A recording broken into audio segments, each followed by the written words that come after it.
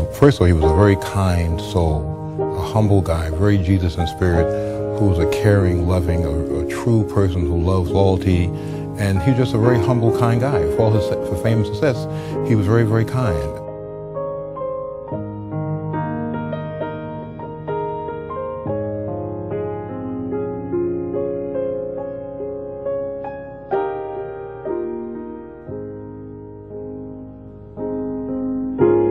In a lot of ways, you could argue that Michael Jackson was the last and the greatest star of the disco era, oddly enough. He comes out of the 70s, he arises at this moment of kind of crisis within R&B, and he makes music that, like a lot of the greatest disco records, kind of draws from all over the place without being rooted in any particular genre or in any particular place.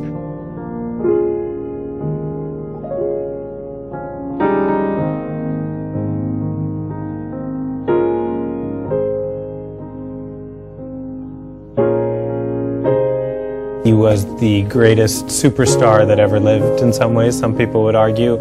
He was a scandal-plagued celebrity, certainly in the last few years. But he was also a normal person.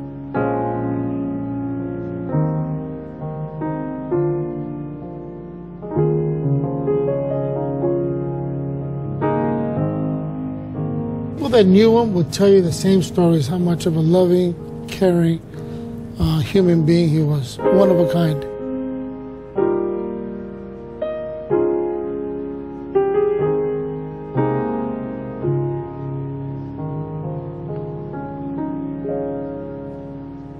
Michael was a mythical being, larger than life.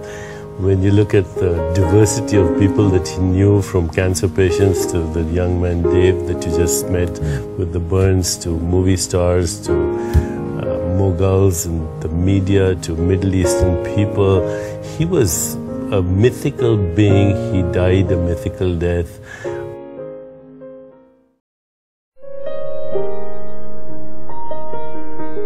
Two months after his death, the King of Pop got his final farewell with a star-studded burial ceremony at the Forest Lawn Cemetery in Glendale, California.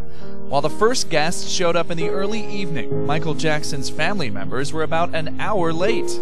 His 3 children were the first to arrive, followed by his parents and siblings. Celebrities like Macaulay Culkin, Elizabeth Taylor, Barry Bonds, and the Reverend Al Sharpton bid their goodbyes. Mourners also signed a book of condolences. A large production light, the type used in filmmaking, and a boom camera hung over the seating area placed in front of the grand marble mausoleum. The equipment raised the possibility the footage would be used for the Jackson documentary, This Is It. Outside, as the mourners drove into the cemetery, fans showed their support. Just wanted to be here to lay Michael to rest, and, put some closure on it. He's been a part of my life, my whole entire life, and just wanted to lay that part of my life and his life, to rest. Some with an 80-foot sign. Michael wasn't just the king of pop, he was the king of music, he was the king of philanthropy, he was the king of love, and he deserves to have people out here respecting him and honoring him. These young boys were emulating the pop singer's dancing. Glendale, which is home to the Memorial Park, blocked off several main streets and staffed the area to the hilt with police. The Jackson estate helped offset the costs. Jackson will share eternity with the likes of Jean Harlow, W.C. Fields, and Clark Gable, entombed alongside them in a grand marble mausoleum that will be off-limits to adoring fans who might otherwise turn the pop star's grave into a shrine. It sprawls 300 acres and is home to nearly 250,000 people, all of them dead. This is Forest Lawn Glendale Memorial Park, the King of Pop's final resting place. Far beyond the entrance gates, believed to be the largest wrought iron gates in the world, Michael Jackson's secret crypt.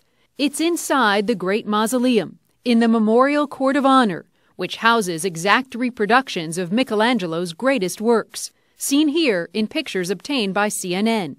The mausoleum overlooks majestic rolling hills, its main entrance marked by a Gothic tower more than 100 feet high. Scott Michaels owns dearly departed tours in Los Angeles and has been inside. What is it like inside that mausoleum?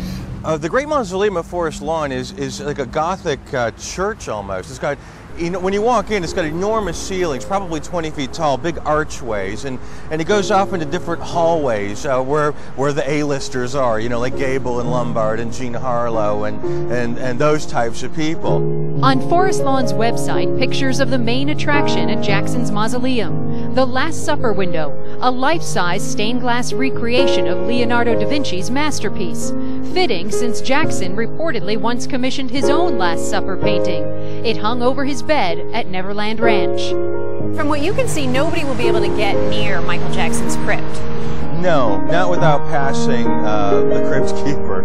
I mean, they're very strict about who they allow in. Now that Jackson's going to be in there, there's absolutely no way you're going to be able to wander around there.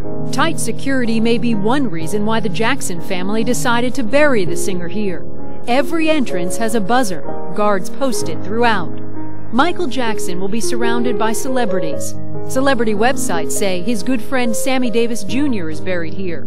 So is Clark Gable, Humphrey Bogart, Jimmy Stewart, Nat King Cole, George Burns, Gracie Allen, and Walt Disney, just to name a few. But if you come here for their graves, good luck. The Memorial Park does not provide a map of the celebrities' graves. In fact, it won't even confirm who's buried here. A spokesman for Forest Lawn told me, quote, "It's inappropriate to market such a thing." Forest Lawn attracts more than 1 million visitors a year. Even Pope John Paul II toured the grounds during a trip to Los Angeles. No doubt, Michael Jackson's burial here will inspire even more starstruck visitors who refuse to let the King of Pop rest in peace.